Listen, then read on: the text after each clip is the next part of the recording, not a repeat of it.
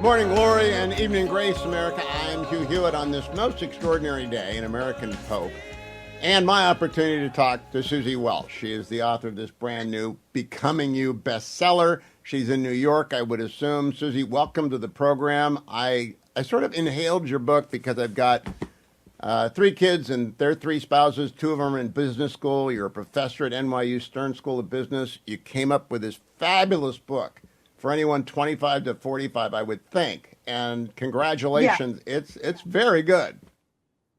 Thank you, Hugh. I love it. And I can't believe you mentioned me in the same breath as the new Pope. So I'm going to feast on that one for a while. But thank you. Well, go And, out to and dinner it's on true. that, you and the Pope. But I want to ask you first about, you walk into NYU Business School, you get 80 MBA students. You haven't taught before. I've been teaching for 25 years, law students, but they're a lot like business students. And you got a book out of that, or you took a book in with you and they helped you make a book. Were you at all intimidated on that first semester?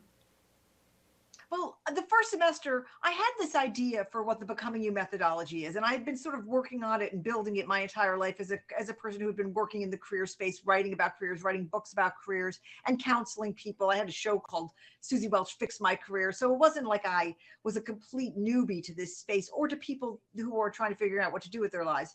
My first day walking onto the NYU campus, I remember thinking to myself, what in the world makes you think you can do this? But I was very lucky. In the first semester, I said to the students, look, I'm trying this thing. It's a new thing. We're always telling you to try new things at your age, and help me. And for the first semester, I had a required assignment after every class saying, how am I doing? And they told me, and I began to get a feel for it, and they were fantastic. And I got better and better, and I wrapped my arms around it. And one day I thought to myself, my God, I found my purpose, and I loved it. And at that point, they asked me to join the faculty full time, and I was all in. Suzy Welch, of course, is the author of other best-selling books in the past. She is the widow of the famous Jack Welch. And in fact, this book begins with a long walk in the woods when you are grieving and COVID has descended. And I listened to your podcast, Suzy, and I thought it was really a fabulous look into. I've written a dozen books, and you're right. It's horrific and wonderful. And you take people through in a 30-minute podcast what it means to write a book like this. So congratulations on that. It will sell anyone on the book who listens to it. So I'd encourage everyone to just put in Suzy Welch and go find Becoming You. Let's talk about the key line in the book, an epidemic of purposelessness upon the land. I agree with you. Where do you think that comes from? I think it has a couple of sources. One of the sources is that the pandemic raised a lot of questions that it didn't answer. I mean, suddenly with this pandemic, and it sort of hit everybody like, wait, where do we work? Why do we work? Who do we work with? What's the meaning of work?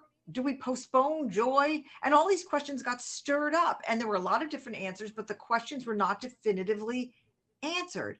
Then people started to go back to the world, and they were still having the questions. And so that is one component of it, is that a lot of younger people thought, I'm not postponing the life I want because we don't know when all of this might blow up.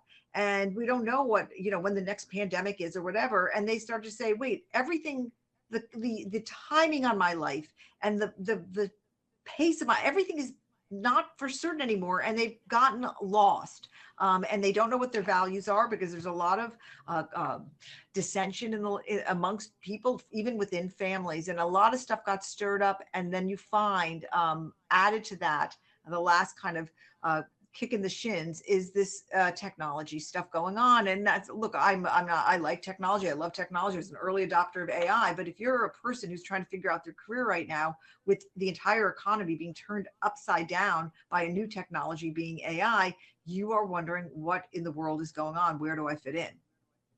Now, Suzy Welch, you're the second MBA professor that I've had on in the last year. Arthur Brooks, a good friend of mine. He teaches a very popular class at Harvard. You teach one at Stern. He teaches his on happiness. Your first line is, don't worry, this isn't another book about happiness. This is a book about, and so I kind of think of Arthur's as people on the second half of their careers and yours for people on the first half of their careers. And I can't recommend it enough because values extraction, aptitude assessment, economically viable interests, it made a lot of sense to me. Industry bingo didn't, but this did. So walk through the three-part process of becoming you, because I think area of transcendence is a wonderful concept to get a hold of. All right. So look, I'm going to say that I've done Becoming You. I've done this process with people from 16 to 78. I do think it's sweet spot is people sort of 25 to maybe even 50, 55. But you're right. It's, it's for anybody who's trying to build or remake a career. It's not a hack. Okay. Its founding premise is that happiness is not a goal. The goal is a meaningful, productive, connected life, and usually the byproduct of that is happiness. But if you go for a life of meaning, you're more likely to have happiness. And so, what it asks you to do is put together a bunch of data, and the data is what your values are, which almost no one knows their values. They sort of come back to the big three: family, financial security, but people don't know what values are. A lot of research that shows that. But we have to figure out what our values are. There's 15 personal values. You get a list of yours when you do when you do the work of the book. You've got to identify what your aptitudes are. These are how your brain is wired to do certain thinking and processing tasks, and how your personality is experienced by the world. You got to find that out. You can't guess. You can't tell yourself I'm all these things. You got to find out how the world experiences you. And finally, you need to open your aperture to what really is out there in terms of jobs that could possibly call you emotionally and intellectually, and also pay you what you need to be paid according to your values. It's a lot of data gathering. And then at the intersection of those three data streams, if you will, is what we call your area of transcendence. Another word for it is purpose. I like area of transcendence because it's based on Maslow's hierarchy of needs. At the top of that was self-actualization, but most people also want to be connected to the universe. They want to in some way be giving back. And he actually added on to the hierarchy of needs and said transcendence is at the very top, that feeling of being your best self while also being part of something larger than yourself. Yeah, that is an amazing summary for a very complicated set of analyses that you've got to go through. So my hat is off to you. I kind of hope that you and Arthur end up doing some kind of PBS documentary together, because a couple of business school professors, and you were a Baker Scholar at HBS. My sister-in-law was too, a few years older than you, so you didn't cross paths, but being a Baker Scholar at HBS is a big deal. And I want people in the audience to understand you could be doing anything right now, and you're in a classroom, and you're writing a book is not a lot of fun. Are you satisfied with how you spent the last 3 years? I'm not only satisfied, I feel exquisitely alive. I feel fantastic. I'm living my purpose. I am a person who I guess could have gone a lot of different paths, or maybe just kept hanging out in the woods with my dogs. I felt called to do this work. I found out that I was pretty good at it. I had something that people felt that they needed. And I don't know. I mean, I suit up every morning. I get on the subway. I go on the 6 downtown and I teach all day.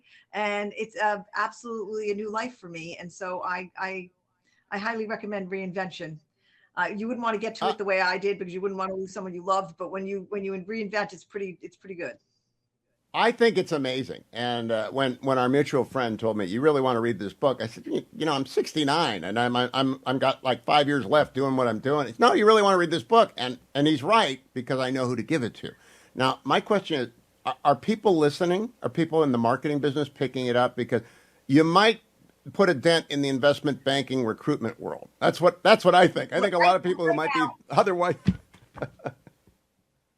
Right now the book is number one across all the Amazon lists, and so I got to believe somebody's listening because people are buying it. It feels incredibly good, and I think people are listening. And look, I've seen a lot of lives transformed by it.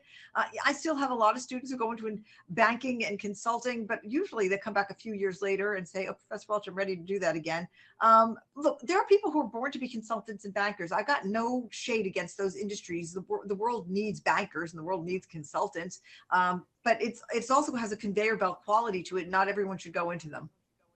And there are recreational vehicle parks to run. That's what I want to finish on industry bingo. Would you explain industry bingo? Because it sounds like I would love to do that exercise. Your students must love it.